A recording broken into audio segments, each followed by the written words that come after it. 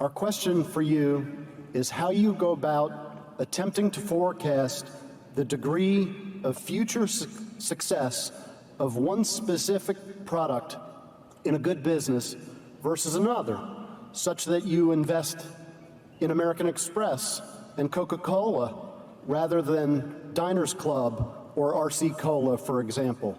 Thanks. Well, with American Express, it was an interesting situation because Diners Club got there first. I think American Express, in a certain sense, I mean, they did it for a lot of reasons, but they went into the credit card business because they were worried about what was going to happen to traveler's checks. And although traveler's checks are still exist in a significant way, but the interesting thing when American Express went into competition with Diners Club and with Carte Blanche, as I remember, that was also existed at the time, was that instead of charging less than Diners Club and going in figuring they were going against an established guy and they'd come in at a lower price, they went in at a higher price, as I remember. And the American Express Centurion was on that card. I've got one that I got in 1964, but they ran up before that. It had more value in time. I mean, it got better representation. And frankly, if you were a salesperson out with somebody and you could pull out that American Express card with that Centurion, you look like you were J.P. Morgan. And if you pull out the Diners Club, it had a whole bunch of flashy signals. You look like a guy that was kiting his checks from one month to the next. And a fellow named Ralph Schneider and Al Bloomingdale developed the Diners Club, and they were very smart about getting there first, but they weren't smart about how they merchandised it subsequently. RC Cola, it did. There are all kinds of colas that came after Coke. I mean, you go back to 1886 and come up with something at Jacob's Pharmacy that's incredibly successful. Fairly soon you're going to get lots of imitators, but Coke really is the real thing. And you offer me RC Cola and say I'll give it to you at half the price of Coca-Cola in terms of drinking it. I mean, this is a product that's 6.5 ounces, sold for a nickel in 1900.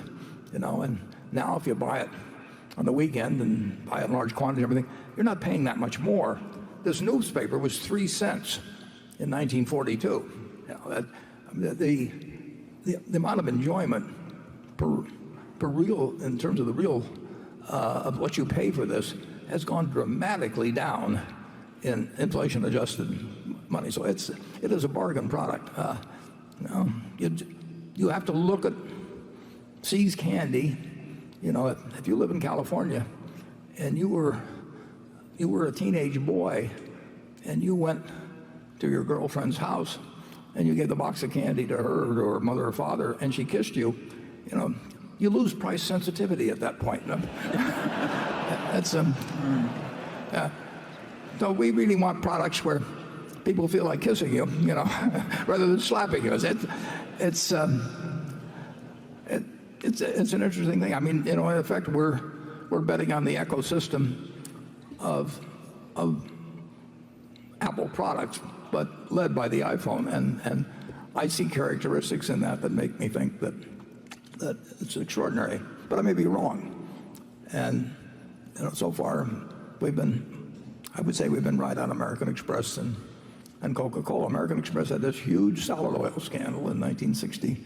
Happened in 63, November, right around the time Kennedy was shot. And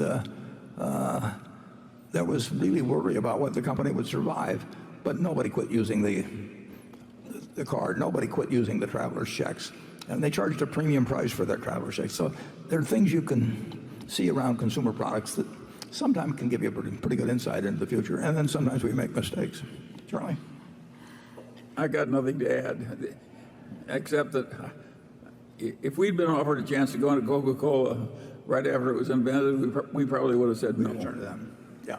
It would have looked kind of silly to us. Well, unless we drank it now, Charlie, listen.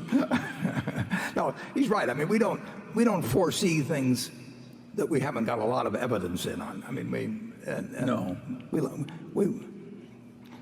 want to see a lot of, if we're talking about a consumer product, we want to see how a consumer product behaves under a lot of different circumstances. And then we want to use something actually There was a book by Phil Fisher written around 1960 called Common Stocks and Uncommon Profits. It's one of the great books on investing. And it talks about the scuttlebutt method of investing, which was quite a ways from what Ben Graham taught me in terms of figures. But it's a very, very good book. And you can learn a lot, just by going out and using some shoe leather. Now they call them channel checks now or something like that. But it's you can get a feel for some products, and then there are others you can't. And then sometimes you're wrong. But it is a good technique. It's an important investing technique, I would say that. And Ted and Todd do a lot of that. And they have some people that help them out on doing it too. Charlie's done it with Costco. I mean, he is. I mean, all the time he is finding new virtues in Costco. And he's right, incidentally. I mean, Costco has an enormous appeal to its constituency.